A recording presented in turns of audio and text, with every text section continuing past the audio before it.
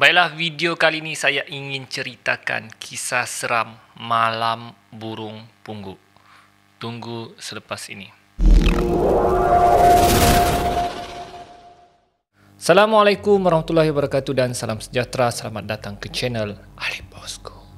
Baiklah, channel ini banyak menyediakan video-video yang menarik, jadi jangan lupa untuk subscribe dan tekan butang loceng untuk update video-video yang terbaru.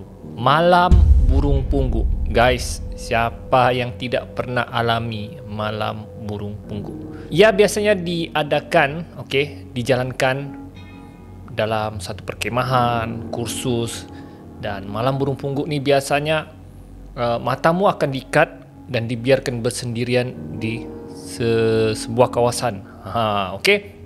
Jadi, cerita ni saya ingin ceritakan pengalaman saya masa saya belajar di maktab perguruan. Untuk jadi guru, kamu kena juga ada orientasi begini untuk jadi cikgu. Di maktab perguruan, kami ada program yang dipanggil Bina Insan Guru ataupun dipanggil BIG. Dalam Bina Insan Guru ni, dia lebih kurang juga macam kursus perkemahan yang lain, cuma ini khas untuk guru, di mana di situ akan diuji kau punya kepimpinan, cara kau bercakap, keberanian, dan yang handle program Bina Insan Guru ni adalah senior-senior, senior-senior maktab perguruan dan pensyarah-pensyarah kami lah. Dan dalam program Bina Insan Guru tu dia ada malam burung hantu. Tapi malam burung hantunya ni memang hantu betul-betul lah. Kami adakan Bina Insan Guru ni di sebuah pantai dekat Sabah lah. Pantai tu memang cantik, bersih, sedia maklumlah pantai-pantai di Sabah ni memang cantik. Kami ada dua kelas masa tu. Saya kelas muzik dan satu lagi kelas kemahiran hidup. Ada dua kelas lah dan lebih kurang ada 40 orang masa tu. Jadi sampai ke satu aktiviti yang dipanggil sebagai malam burung pungguk.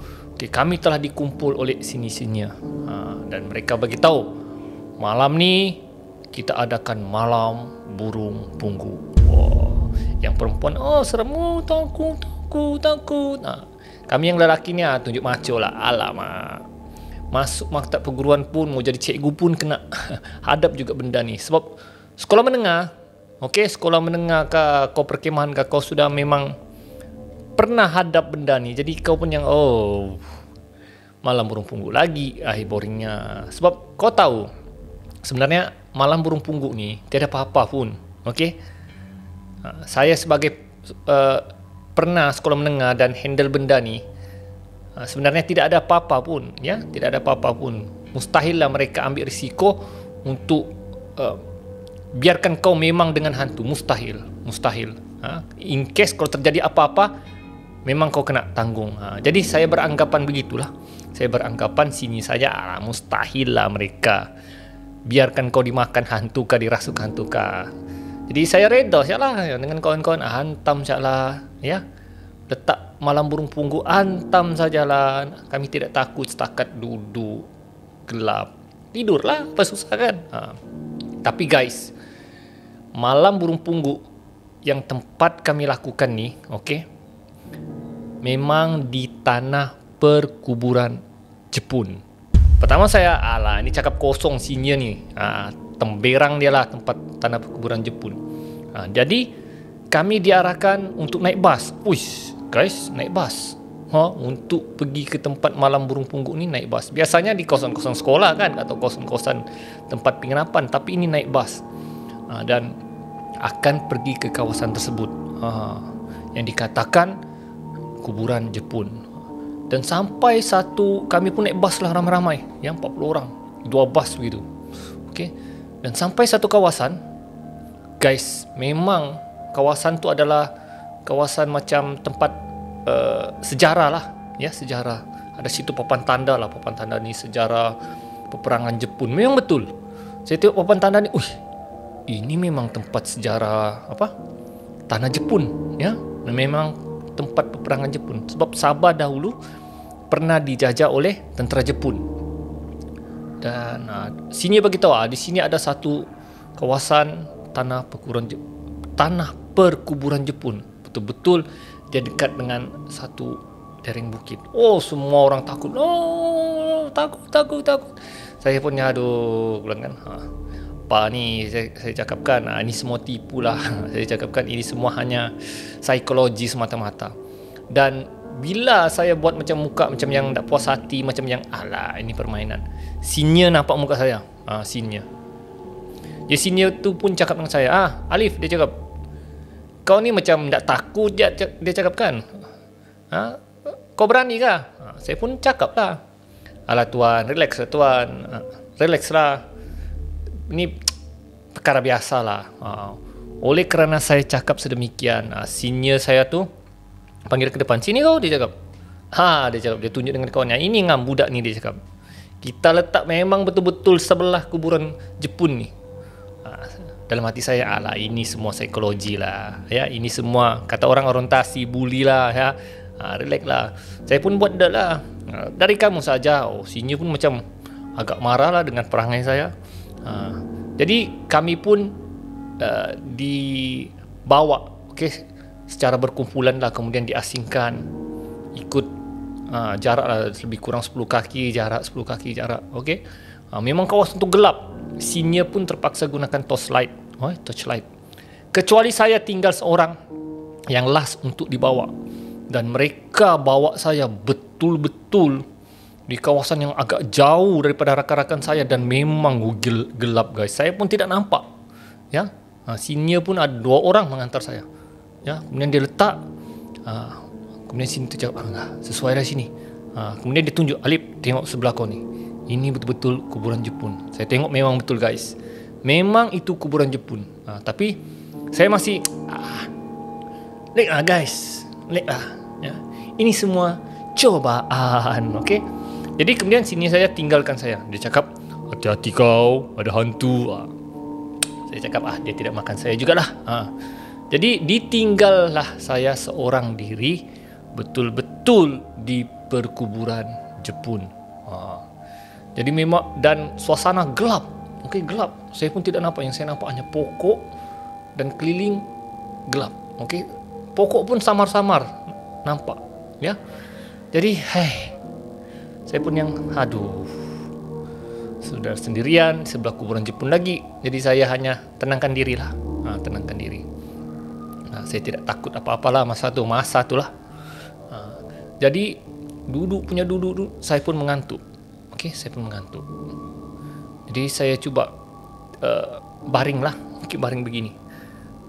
Dan belakang saya dia ada bukit tinggi begini, bukit. Jadi saya baring begini. Jadi semasa saya baring, saya terdengar seperti ada orang berjalan, macam yang kan daun-daun di situ dan ranting. Saya pun fikir, saya cakap, ini senior datang cuba takutkan saya lah ni. Saya tahulah ini style lama lah, ya, style lama punya untuk takutkan orang. Dia jalan, tapi saya buat tidak tahu.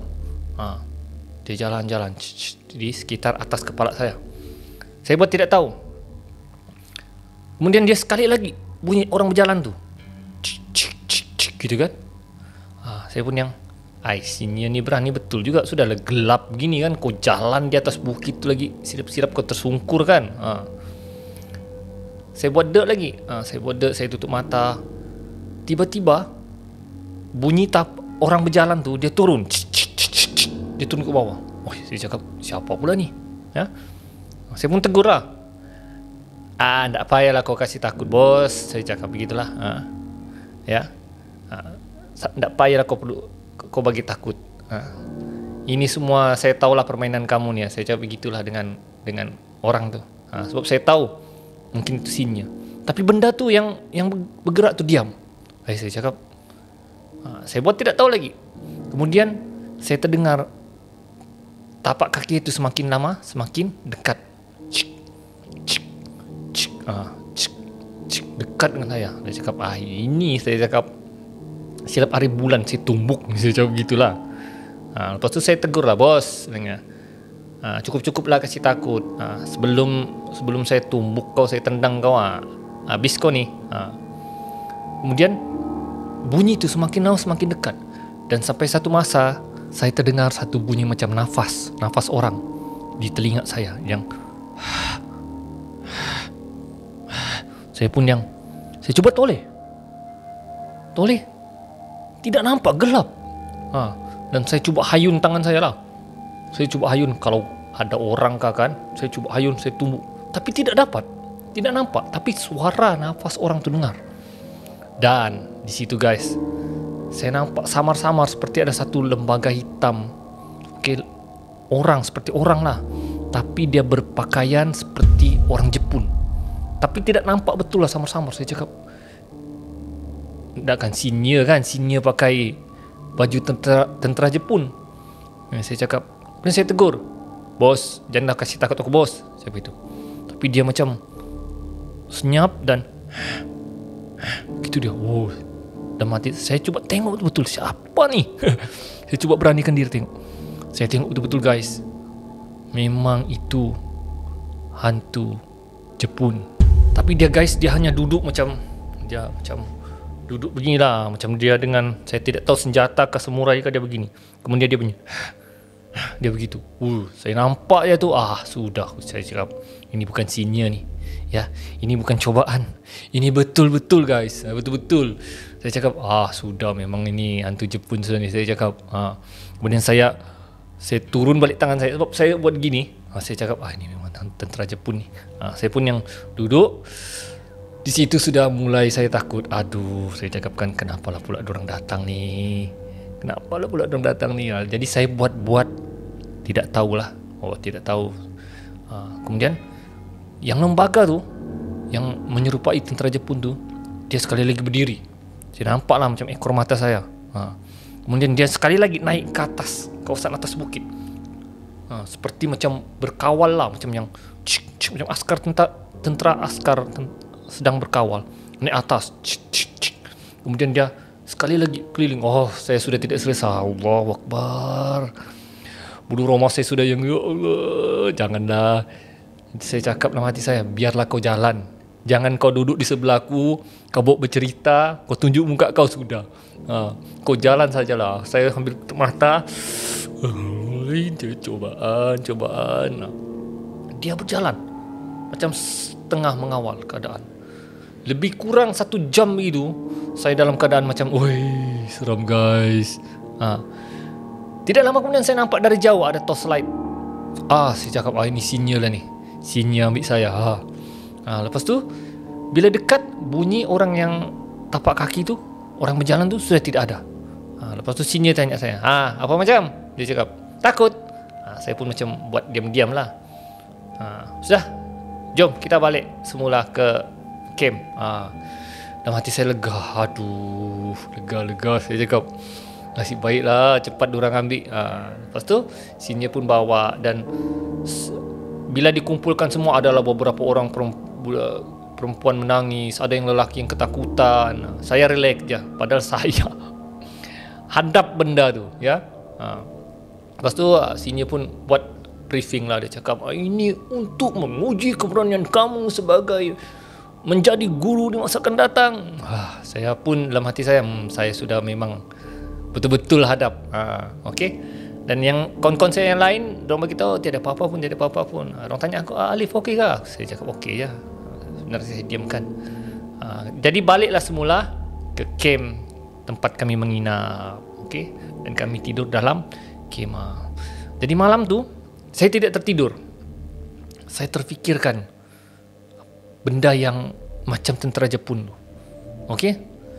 Dan sampai satu tahap saya terdengar sekali lagi bunyi tapak kaki orang seperti yang berkawal tu di luar kemah saya. Saya cakap, siapa pula, kenapa pula bunyi tapak kaki ni kan? Orang semua tidur. Saya masih tidak dapat tidur lagi. Tapi saya dengar bunyi tapak kaki itu. Saya cakap, siapa pula di luar ni? Jadi saya buka zip kemah saya lah. Okay, zip kemah saya. Saya cuba tengok. Guys, saya nampak tentera Jepun tu ada betul-betul berkawal di tepi pantai, tapi dia agak jauh daripada kemah saya. Ya, dia tengah macam seperti berkawal di tepi pantai, dan kemudian dia jalan betul-betul depan kemah saya. Jalan-jalan, kemudian dia berhenti di depan kemah saya. Kemudian dia cuba toleh saya begitu. Belum sempat guys, dia toleh mukanya. Saya tutup zip kemah saya baring, saya tutup kepala saya dengan bantal. Dia cakap, Allah, kalau kenapa lah pula tentera Jepun ni ikut sampai ke camp ni. Lepas tu saya dengar bunyi tapak kaki yang menuju pergi ke kemah saya.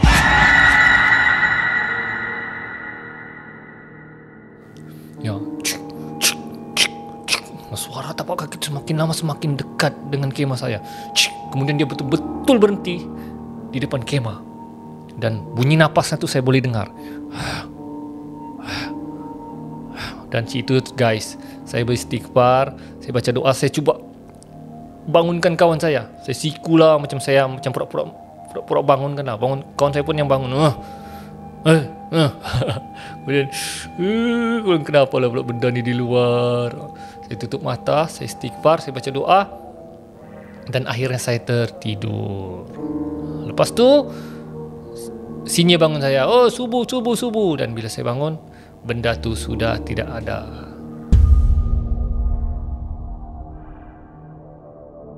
Jadi guys, itulah dia kenangan saya, ya, malam burung pungguk di kuburan Jepun. Okey. Jadi itu satu pengalaman yang saya rasa agak seram lah, ya. Agak seram, dan satu pengalaman kata orang untuk menguji keberanian. Yes, memang teruji keberanian saya, ya. Walaupun saya takut, tapi itu satu pengalaman lah untuk saya. Kata orang malam burung pungguk, tapi memang saya malam burung pungguk hantu, saya jumpa hantu betul-betul. Tapi kalau boleh lah, ya, kalau sesiapa lah yang buat malam burung pungguk ni, utamakanlah keselamatan peserta, ya, keselamatan. Jangan biarkan peserta sampai kerasukan, sampai sakit. Itu bahayalah untuk peserta. Ya, kalau mau uji pun, ya, buat ujian yang dapat yang selamat lah, ya, peserta selamat, ya, dan tidak relevan lah saya rasa macam malam burung pungguk ni. Kalau mau menguji keberanian pun baik kita buat ujian ataupun cara untuk mendinding diri, baca doa, zikir, kuatkan solat. Itu lagi bagus lah, berbanding kau nak uji orang pergi kuburan, pergi tempat gelap, ya. Itu macam kau mencabar lah makhluk, ya, makhluk Tuhan ni, makhluk gaib ni. Kau mencabar jin syaitan, ya. Jadi program sedemikian saya rasa tidak relevan. Kalau mau buat pun pastikan hanya olok-olok lah, ya. Jangan buat yang betul-betul, sebab berisiko untuk peserta, ya.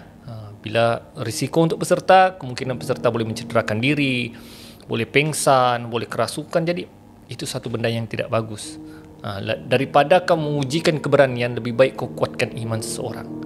Zikir, solat, doa, itu lagi bagus. Jadi guys, setakat itu kisah seram saya. Kita akan berjumpa lagi di video akan datang. Jadi subscribe, tekan butang loceng untuk update video-video yang terbaru.